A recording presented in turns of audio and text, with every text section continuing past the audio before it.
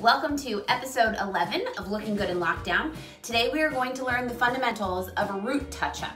Now a lot of you have been asking how to touch up your own root color, and unless you absolutely have to, I'm going to offer some other options to get you by until you can see a trained professional.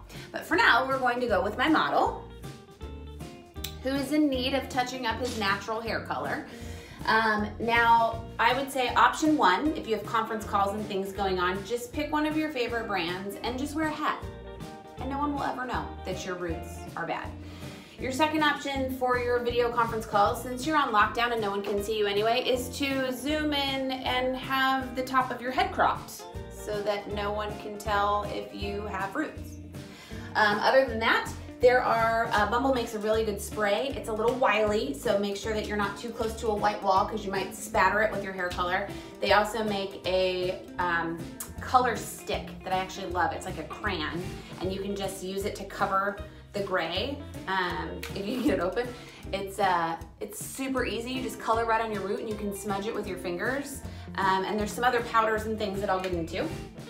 But if you must, you're going to start with a bowl. I like to use a bowl as opposed to a bottle. The bottle can get a little crazy if you're trying to apply it to yourself.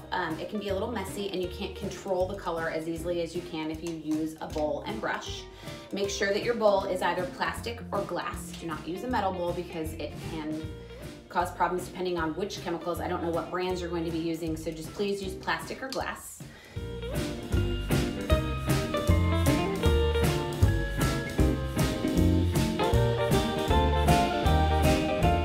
Also not the opportunity for you to go to the store and decide that you all of a sudden, after years of having dark brown hair, want to be autumn sunrise, and so you buy a lighter color.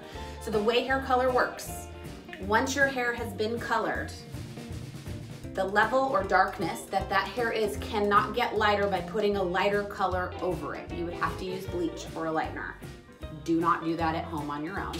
You want to choose a color that is the same tone as your hair or darker for your root touch-up. Otherwise, if you slap Autumn Sunrise on just the root, you're going to end up with something called hot roots. And not like, oh, hey girl, you look hot. I'm talking about light roots with dark hair. So make sure that you choose the tone of your hair or darker for your root touch-up. So when you're starting on the top of the head, you're going to section the hair into 4. So you can use the tail end of the brush. You're going to come right down the middle to part the hair, and then you're going to come from the crown of the head down to the ear and separate that section forward. And you're going to do that on both sides. So you're going to have one section here, a section in the back, a section in the front, and a section back here. So you'll have 4 sections. This comes all the way back and down, split it in 2. You can use clips if you want to help separate those things out. And then when you touch up the actual root, you're going to come right on your part and just touch up the regrowth. So depending on how long it's been since you've had your color done, it might just be an inch, it might be an inch and a half. And then you're gonna pull up from there, flipping this over the top. Let's just see if this worked. There we go. Flip it over the top and hit it again. And just continue like this all the way around the head. Don't wipe it down too far, only do the regrowth. And then follow the directions on your packaging. If you're covering gray, it's usually 40 minutes, but like I said, I don't know exactly what you're using at home. So follow the directions on the package, rinse it really well. Make sure that when you're rinsing, your head is back, your eyes are closed, so that none of these chemicals are getting in your face or in your eyes.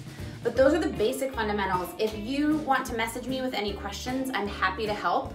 But like I said, if you can avoid doing this with any of the other alternatives, I highly recommend waiting for your stylist, just because corrective color is expensive, and if we have to fix your mistakes, it's not cheap.